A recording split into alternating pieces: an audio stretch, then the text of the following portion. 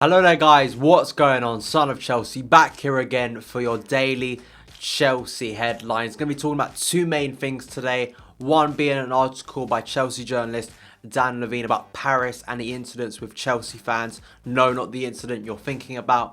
And secondly, more on Chelsea's youth team. I'm going to kind of discuss their win last night at Wimbledon in the FA Youth Cup and also some of the players that featured in that, and also an article relating to how Chelsea should be giving youngsters more of a chance. Starting off with the article released by Dan Levene, who's a well-respected Chelsea journalist, posted on Newmaxit football blog, basically explaining the Chelsea fan story in Paris that basically you didn't hear. Yes, of course, we had the incident in Paris last year, the Paris Metro incident, which of course has had so much coverage over it.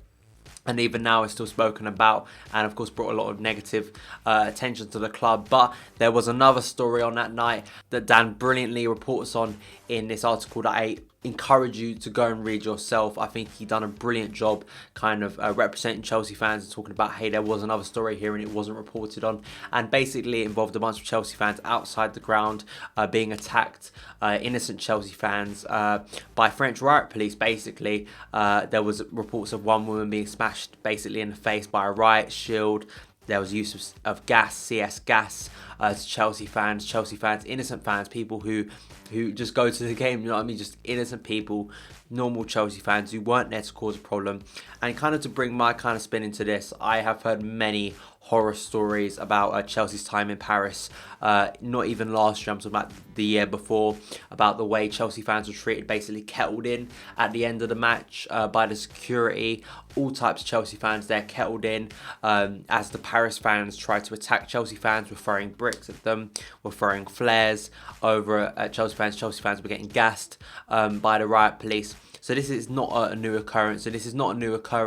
Especially in Paris. And I think Chelsea fans, as Dan kind of reports on here, is about Chelsea fans do have a right to worry about next week. We've heard the kind of restrictions which have been impacted by the Metro incident last year, but also, of course, as we know, the terrorist attacks which have massively impacted the game across the world, and especially in Paris. Definitely, I encourage you guys, link in the description, go and read the full article that Dan Levene posted and share it about, because I think more needs to be said about this and a lot was not reported. And I think Dan's a fine Chelsea journalist, definitely someone out there who is a Chelsea fan himself, of course, knows the club very well and is reporting and sticking up for Chelsea fans, which I don't think we see a lot of. Next is about Chelsea under-18s team, who won convincingly last night away at AFC Wimbledon in the FA Youth Cup. Chelsea, of course, have got a brilliant record in the Youth Cup, recently winning it so many times, basically domination in that competition. Charlie Wakefield, who done brilliantly, I thought was a real threat last night, really impressed me with his pace, agility and power. Also got De Silva, who has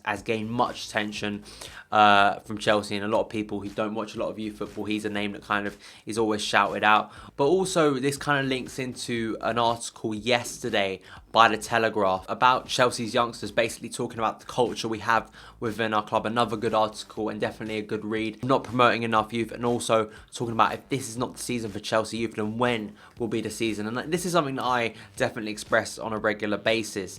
Watching that team last night, the football they play, and it's the style in which they play, the goals in which Chelsea, the youth team scores. I mean, you see it yourself when Loftus-Cheek plays in like an under-21 game, literally against Liverpool under-21s, I think it was, picked up the ball at the halfway line and literally ran past their team. So if that doesn't prove to Chelsea that he should be a first-team player, I don't know what will. And also it's the type of goals. Tammy Abraham, 50 goals in a calendar year. Dominic Solanke as well. We know Izzy Brown as well. Charlie Masunda. These are kind of the bigger names. But even if you delve into kind of the names that are always shouted about, the Andres Christensens, you know, the Thomas Callas. If we look past that, as I say, if you watch that game, I urge you, go and watch that game and look at some of the talent we have.